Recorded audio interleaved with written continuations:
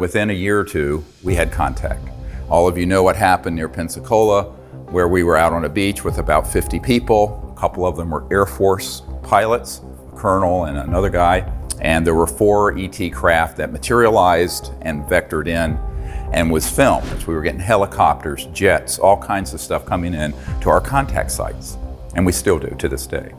The secrecy that surrounds this issue is so extraordinary that most presidents are not briefed on it, and if they're briefed in a way that is perfunctory and very, very limited and designed to control their actions.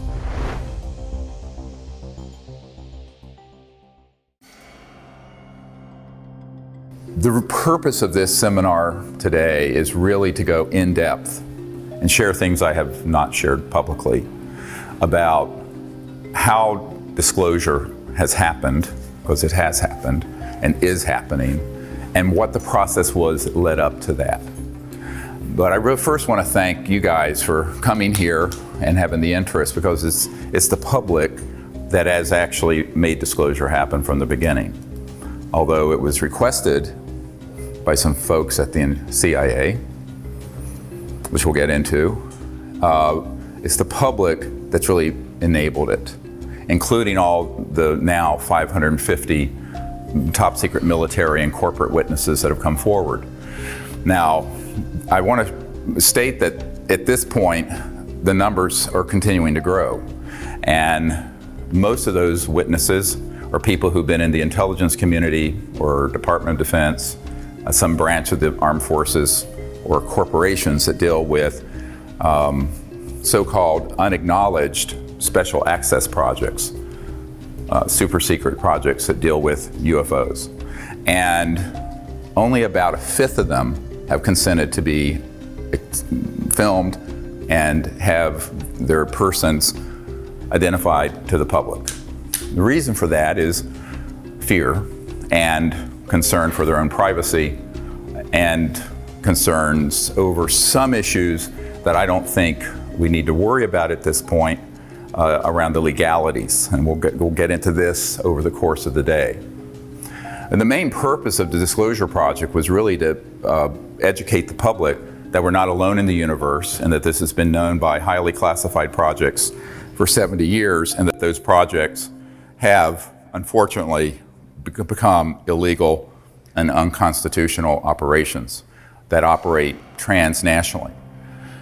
Note that I said transnationally, not internationally. The secrecy that surrounds this issue is so extraordinary that most presidents are not briefed on it, and if they're briefed in a way that is perfunctory and very, very limited and designed to control their actions. For example, Ronald Reagan was provided some information, but only insofar as it was false, so that he would support SDI, the Star Wars missile defense program, so that he could justify the spending. But for the most part, presidents since Eisenhower have not had appropriate access control.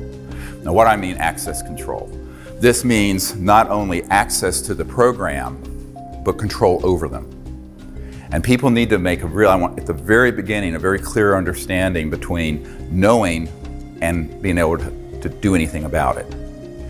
So every single president has been interested in this. Famously, Jimmy Carter, as he was the president-elect, was asked the outgoing CIA director, George Bush Sr., to brief him on this issue because he had had a sighting. Some of you may know this while he was governor of Georgia. I have that report. And President-elect Carter was told by then outgoing CIA Director Bush that he would not tell him about this issue, and he didn't say he didn't have information. He said, "I will not share that with you," and directed him to get it from the Congressional Research Service. Believe it or not, saying that to the incoming president of the United States. And this is well documented in Disclosure Project witness testimony from people who were privy to what happened. And I think that this is why folks have to understand that just because that someone is the president or the chairman of the Senate Intelligence Committee, or for that matter, the head of the CIA, does not mean that they're going to even know about these operations. Now, when I first started out on this, it was an accident of what my real initial love was, and that is peaceful interstellar contact. I started out doing what I'm doing while I was working full-time as an emergency and trauma doctor in North Carolina, because I thought it was time for humans to show a different face to the cosmos. One that wasn't militaristic, one that wasn't xenophobic, one that wasn't fearful, but one that was hopeful and forward-looking.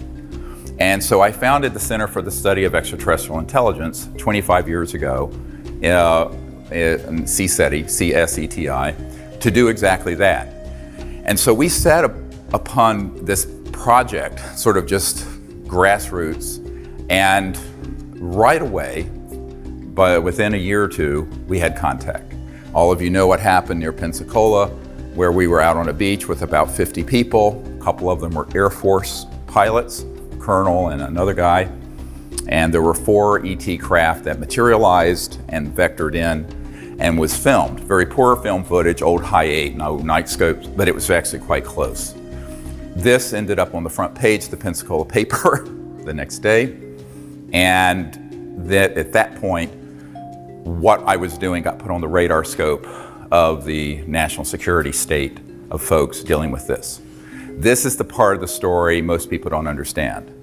I never intended to be involved with this aspect of it, because what I really wanted to do was create a grassroots movement that basically bypassed the US government or any other government to make contact with these civilizations as citizen diplomats. Much like Physicians for Social Responsibility were citizen diplomats to the Soviet Union during the coldest days of the Cold War, darkest days of the Cold War, but on an interplanetary, interstellar level. Unfortunately, I got diverted, not stopped from doing that other project, the CE5, Close Encounters of the Fifth Kind Initiative, which is when humans go out and intentionally make contact. But I was pulled into what I'm doing now with Disclosure Project because I was asked to. So within a month of that event in Florida in March of 1992, I was asked to go to a conference in Atlanta. Now, I thought it was just a conference. I got there and it was half of magic, this covert group that deals with UFOs there. The former head of Army Intelligence was there were NSA people there were DIA people there, et cetera and so on. And they proceeded to sort of ask me, what the hell do you think you're doing? I said, well, I'm doing what you can read. It's all public. I don't have any secrets about it. We're a team to make contact with these civilizations outside of governmental channels because the government is broken. And I was informed it was none of my business and not to do it. And I said, try stopping me. So we kind of had a mano a mano, was not pretty, till 3 a.m. in a hotel room. And, and I said, this is what I'm gonna do.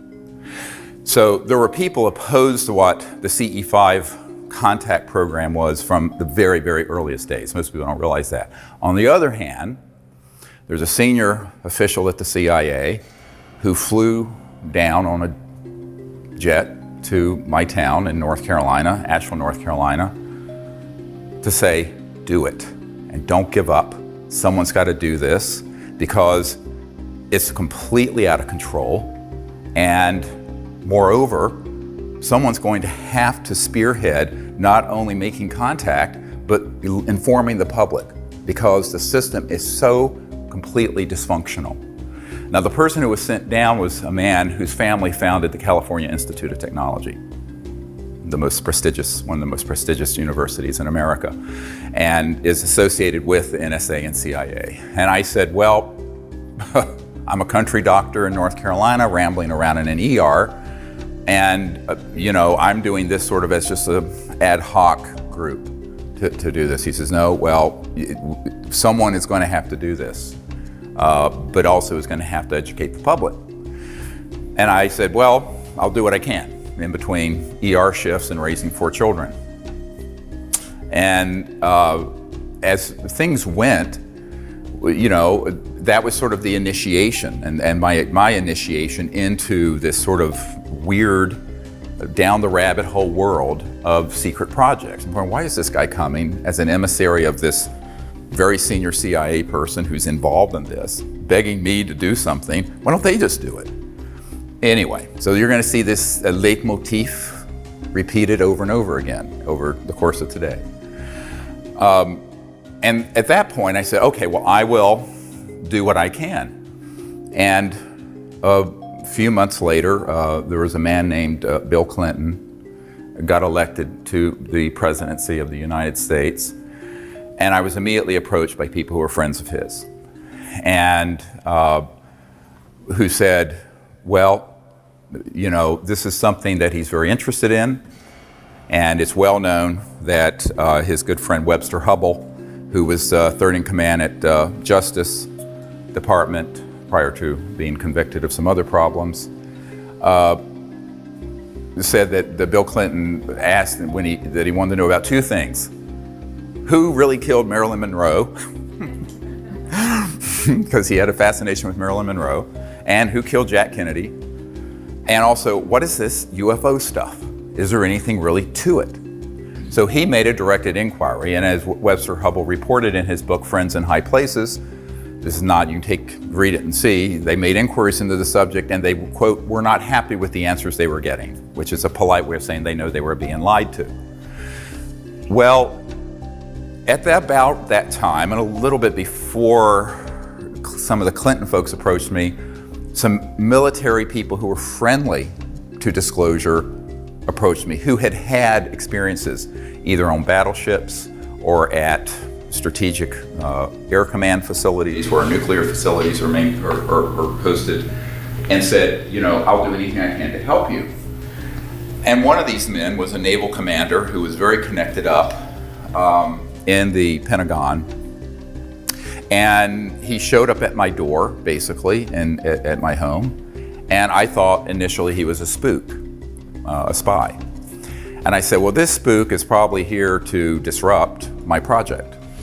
And it turns out he was a totally stand-up guy who did everything he could to set up a number of the meetings you're going to hear about behind the scenes in deep background briefings that I did at the Pentagon subsequently.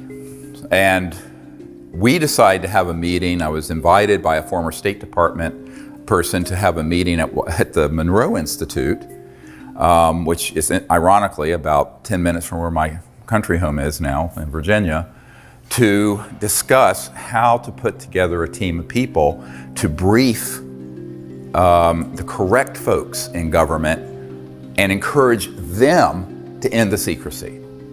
Now, you have to understand this is 1992, 93. 22 years ago, 21 years ago, I was in my 30s, a bit naive about how government worked. I actually thought we had a functional constitutional government. I've since learned we do not. That's all window dressing. That's all the Truman Show, like the movie The Truman Show, where it's all sort of a fake. And that there's a parallel governmental process that runs this and other important issues that are completely out of the reach of the people we elect and appoint.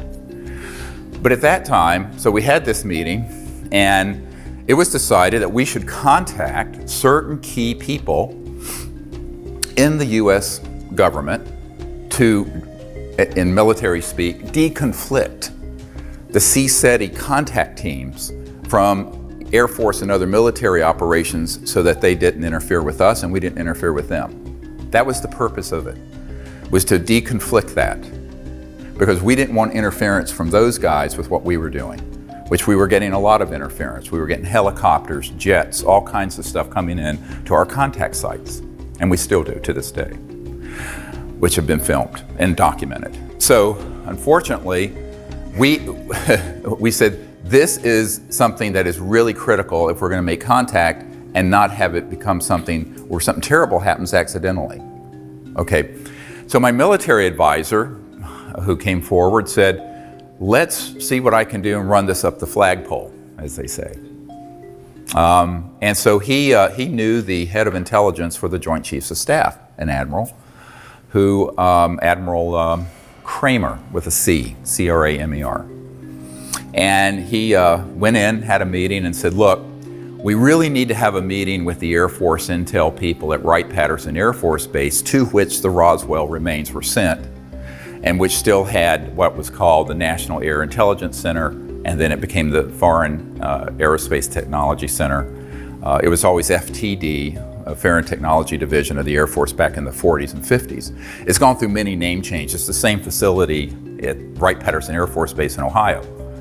And he said, okay, let's see if you can set up a meeting. And the admiral, now this is the head of intelligence, Joint Chiefs of Staff, pushed back from the desk and said, are you serious about UFOs and extraterrestrial intelligence?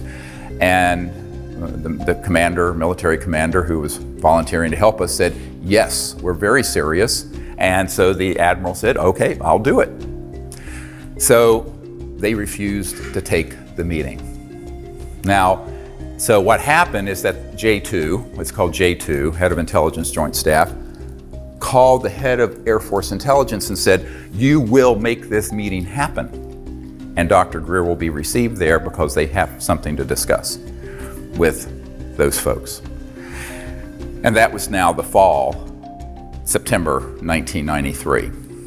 Okay, so that meeting was set up. Now, in the meanwhile, some folks working with Boutros Ghali, the UN Secretary General at the time, and Lawrence Rockefeller, who was the scion of the Rockefeller family, who was the philosopher king of the family. I mean, David Rockefeller was sort of the money guy with Chase Manhattan, which became J.P. Morgan Chase. And his nephew, Jay Rockefeller, was chairman of the Senate Intelligence Committee. And Nelson Rockefeller, who had passed away, who had been vice president, ironically, was his brother, who had set up the Rockefeller Commission of 1956 that completely reorganized the Department of Defense and the CIA so no US president could contain or control or penetrate UFO projects. So the Rockefeller family was up to their eyeballs in this. Lawrence knew that, but he was on the side of the angels. He wanted to sort of cleanse the karma, as it were, I believe, of that family and actually help. So a lot of people have, of course, attacked me for knowing a Rockefeller as proof that I'm sort of part of some cabal. I said, no, they contacted me because Lawrence, knew that what we were doing was really novel and was effective because he had sent people, it turned out, to some of our events where we had contact, where we did the CE5 protocols and ET craft would appear and then disappear. He went, he took this information back to Lawrence and said, this is no joke.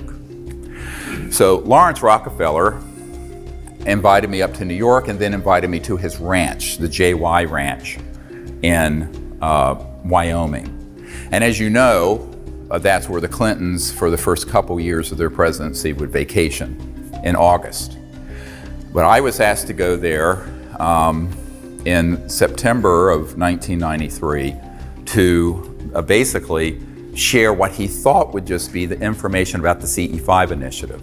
Lawrence Rockefeller did not know about the initiative to brief senior governmental officials and encourage them to end the secrecy, which had started a few months prior to that at this meeting in Virginia at the Monroe Institute with a select number of folks that my military advisors had gathered together.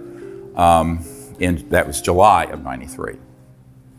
So he just thought it was going to be a discussion about the protocols of the CE5 initiative, remote viewing, making contact, interstellar diplomacy, all of these concepts. And so we decided that it was really time for us to go ahead and have some meetings like this with Lawrence. And I said, okay, I'll go because I have to go out.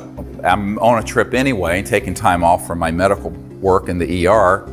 to go to Wright-Patterson Air Force Base, which also Lawrence knew nothing about. Lawrence Rockefeller knew nothing about.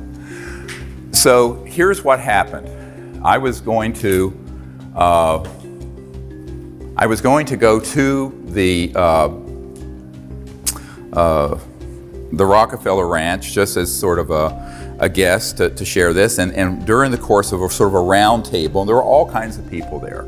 Robert Bigelow of Bigelow Aerospace, who's a billionaire, was there. A whole bunch of people who of various backgrounds in the UFO subculture, some friendly to what we do and some incredibly unfriendly, who we found out were working for the intelligence community, were there. And there was this gathering at this famous Rockefeller Ranch in the Grand Tetons. So one day it came up what else I was working on. I said, well, we've initiated a project to brief senior government officials in the Clinton administration and the Pentagon and members of Congress so that we can terminate secrecy on this issue and get the government to change policy, because we understand that the incoming president is favorable to that idea, which was, of course, Bill Clinton. And as a result, you could have heard a pin drop in the room. Nobody knew at all. And the first thing Lawrence Rockefeller said, what, it was like this, where are you doing? I said, well, I'm going straight to Wright-Patterson Air Force Base after this meeting to brief the colonel over this Foreign Technology Division of the Air Force. And then I'm going to, in a couple months, brief President Clinton's CIA director. So at this point, Lawrence Rockefeller and everyone there were in a state of shock. Now, that initiated what has been incorrectly called the Rockefeller Initiative. There was no Rockefeller Initiative. Let me explain that in a moment. What it was an initiative because he found out what we were doing, and his people said, you've got to get involved with this. So Lawrence wanted to play a behind-the-scenes role, and that's why he was willing to host the President and First Lady at the ranch to provide what we put together, which was called the best available evidence, which is the collection of best cases, best photos, best government documents we had that were extant at that time in 1993.